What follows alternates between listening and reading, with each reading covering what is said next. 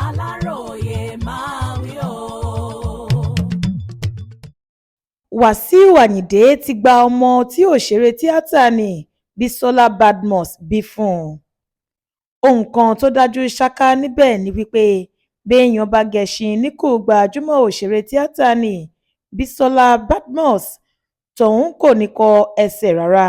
Kò sóhun méjì tó fà á ju bí òṣèré fújì nni Wàsíù Àyìndé, ẹni táwọn èèyàn mọ̀ sí K1, ṣe ti kéde pé òun ti gba ọmọkùnrin ọmọ ọdún 15 Abdulmalik tó wà láàrin òun àti Bísọ́lá Badmus náà báyìí.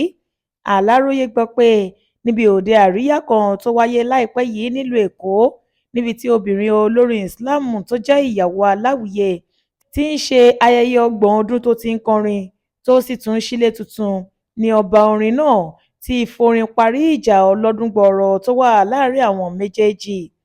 Wọ́n pe K1 síbi òde àríyá náà ni pé kó wá forin dá àwọn àlejò pàtàkì gbogbo tí wọ́n pè síbẹ̀ lárayá. Bákan náà ni Bísọ́lá Badmus àti ọmọ rẹ̀ náà wà níbi ayẹyẹ ọ̀hún. Níbi òde náà ni wọ́n ti mú ọmọkùnrin tó jọ K1 bíi kà sí nǹkan yìí lọ síwájú rẹ̀, tí ọmọ náà sì yọ ìgò tó dé sójú ló bá dọ̀bálẹ̀. Ó kí bàbá rẹ̀, ni bàbá náà bá ṣẹ́wọ́ sí i, ó fà á mọ́ra, ó sì bẹ̀rẹ̀ sí kọrin fún un. Ó ń sọ pé ọmọ ti bọ̀ wálé, bẹ́ẹ̀ ló ń fi etí kọ ọmọ yìí létí, tó ń sọ̀rọ̀ sí i létí, bẹ́ẹ̀ ló ń kí Bíọ́lá fún bó ṣe ṣe ìtọ́jú ọmọ náà. Ó sì gbàdúrà fún un pé yóò jèrè ọmọ ọ̀hún. Ara àwọn àgbà òṣèré tíátà tí wọ́n wà lójú agbo náà ni Fathia Balogun, Bísọ́lá Badmus àti bẹ́ẹ̀ bẹ́ẹ̀ lọ, tí inú gbogbo wọn sì dùn sí ohun tí ọkùnrin olórin náà ṣe. Bẹ́ẹ̀ ni wọ́n ń kí Bísọ́lá kú oríire.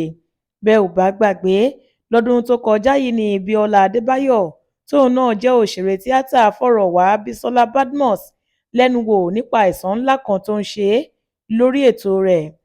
Níbẹ̀ ni Bísọ́lá Badmus ti ṣàlàyé pé òun kò fẹ́ kọ́kọ́ sọ irúfẹ́ àìsàn tó ń ṣe òun fún bàbá ọmọ òun, ìyẹn K1, ṣùgbọ́n nígbà tí àìsàn náà kò tètè lọ, lòun bá pa ìtìjú mọ́ra tóun sì ṣàlàyé fún un. Ó ní K1 gbìyànjú níwọ̀nba tó lè ṣe kó tó fi òun sílẹ̀ láti máa dá gbọ́ bùkátà náà. Nígbà náà ló tún rawọ́ ẹ̀bẹ̀ sí ọkùnrin yìí pé kó máa ṣètọ́jú ọmọ kan ṣoṣo tí òun bí fún un. Ó ní àìsàn tó ṣe òun ti gbọ́n gbogbo owó ọwọ́ òun lọ, èyí tó fi ìnira láti máa dá gbọ́ bùkátà lórí ọmọ náà sí òun lára. Adéwálé Adéoyè ló ṣe àkójọpọ̀ ìròyìn yìí fún ìkànnì Aláròyé Online TV.